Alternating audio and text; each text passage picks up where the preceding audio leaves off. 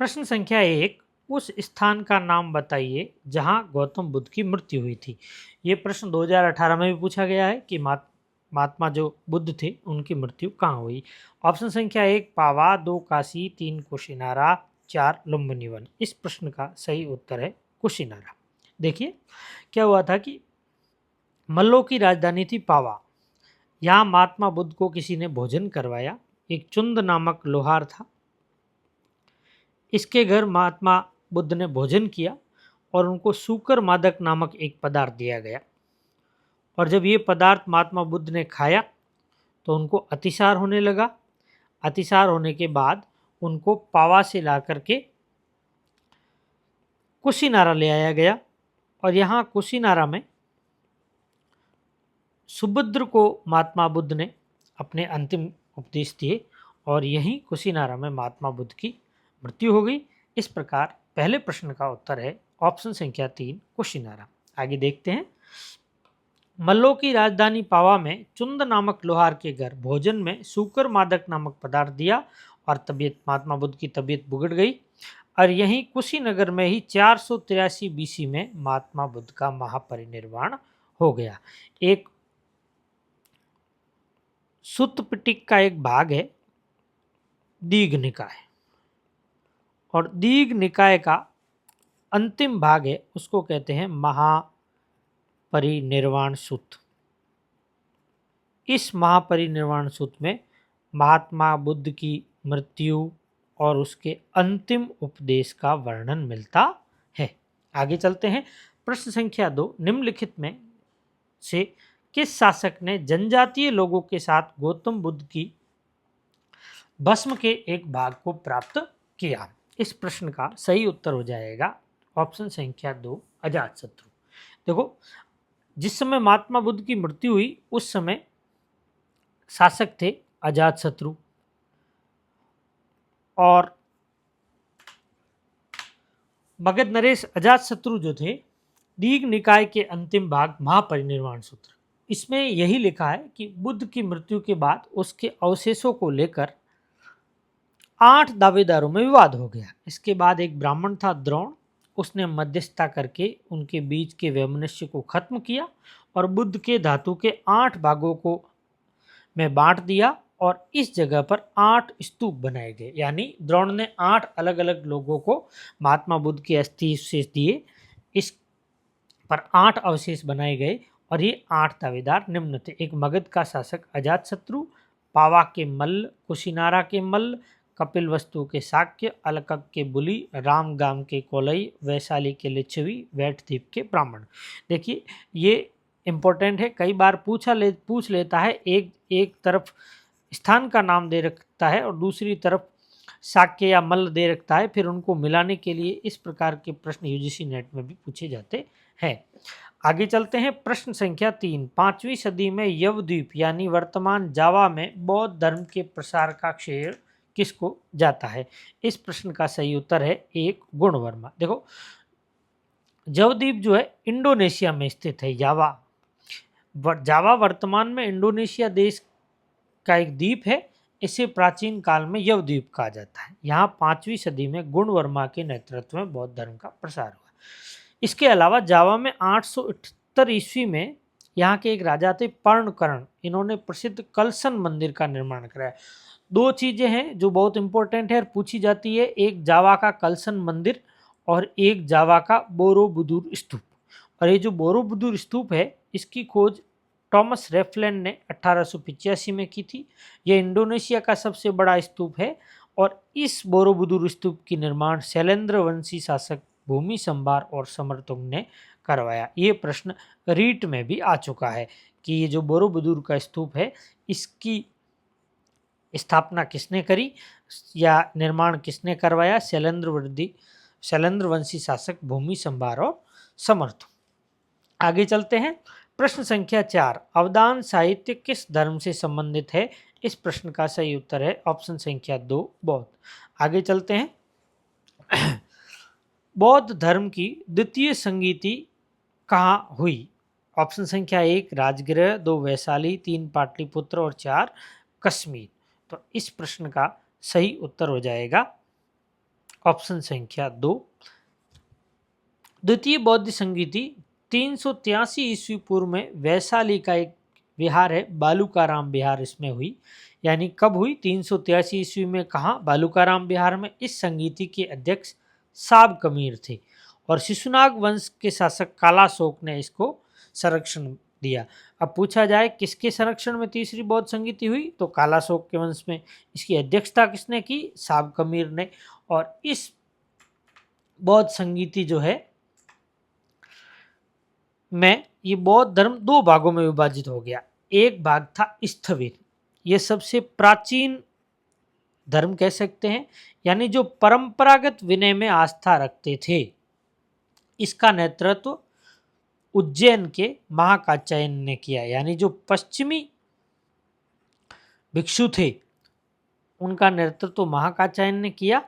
और ये जो स्थविर संप्रदाय थे, स्थविर संप्रदाय की स्थापना उज्जैन के महाकात्यायन के नेतृत्व में। और एक और हो गया महासंगिक। इस महासंगिक धर्म को सर्वास्तिवादी धर्म भी कहा जाता है। सर्वास्तिवादी, महासंगिक या सर्वास्तिवादी, ये परिवर्तनवादी थे। इन पूर्वी बौद्धों का नेता कौन था? महाकाश्यप। और इनका प्रमुख केंद्र था मगध। यानी कि किस संगीति में बौद्ध धर्म स्थविर और महासांगिक दो भागों में विभाजित हुआ? तो दूसरी बौद्ध संगीति में। इनका नेतृत्व कर्ता का नाम पूछता है, वो भी हमने ध्यान कर लिया। आगे चलते हैं। प्रश्न संख्या 6। निम्न में से कौन सा कथन असत्य है? कथन 1, बौद्ध धर्म ने मध्यम प्रतिपदा को अपनाया, सही है। 2, प्रतीत्य समुत्पाद बौद्ध धर्म का सिद्धांत है, सही है। बौद्ध धर्म आत्मा के अस्तित्व को मानता है, यह ऑप्शन गलत है, क्योंकि बौद्ध धर्म आत्मा के अस्तित्व को नहीं मानता। ये अनिश्वरवादी धर्म है जो कि आत्मा के अस्तित्व को नहीं मानता। इस प्रकार इस प्रश्न का सही उत्तर हो गया है 3। आगे चलते हैं। प्रश्न संख्या 7। महायान संप्रदाय का सर्वाधिक महत्वपूर्ण दार्शनिक ग्रंथ है। ऑप्शन संख्या 1, प्रज्ञापारमिता, 2, वज्रसूची, 3, अवदान कल्पलता और 4, सुत्त निपात।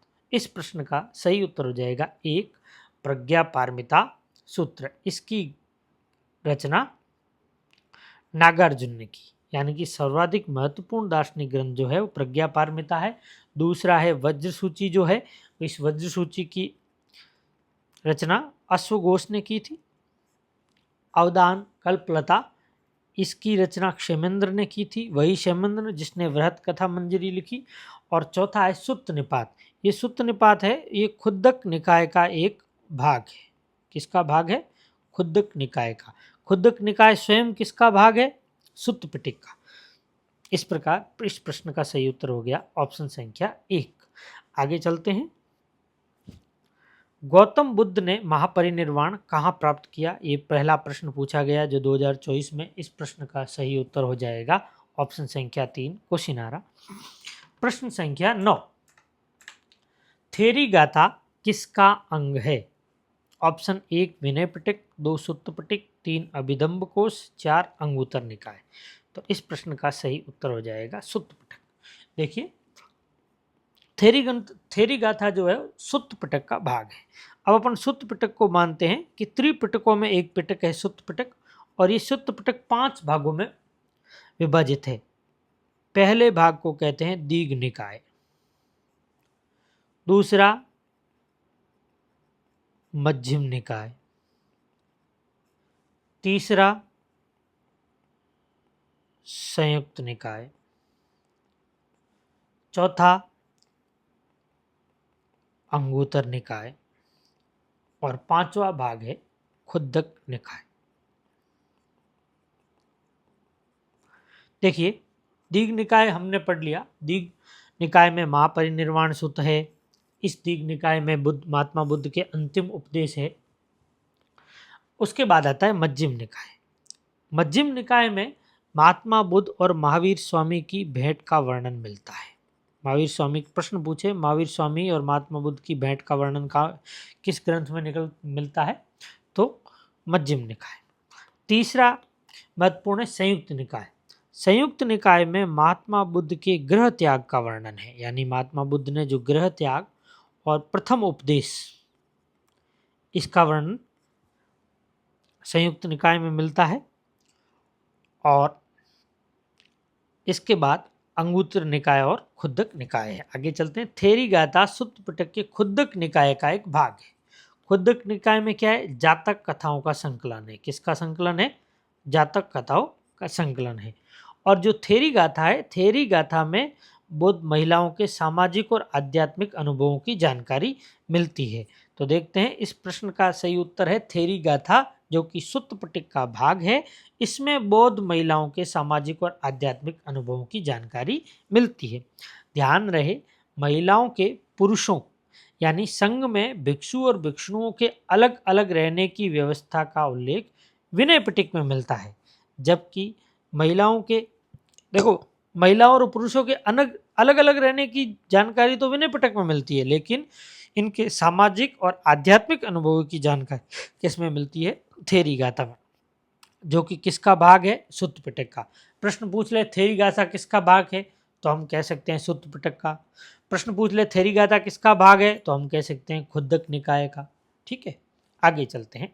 प्रश्न संख्या 10, निम्न में से कौन सा युग्म सुमेलित नहीं है? यहाँ एक तरफ संस्थापक और दूसरी तरफ संप्रदायों के नाम दे रखे हैं।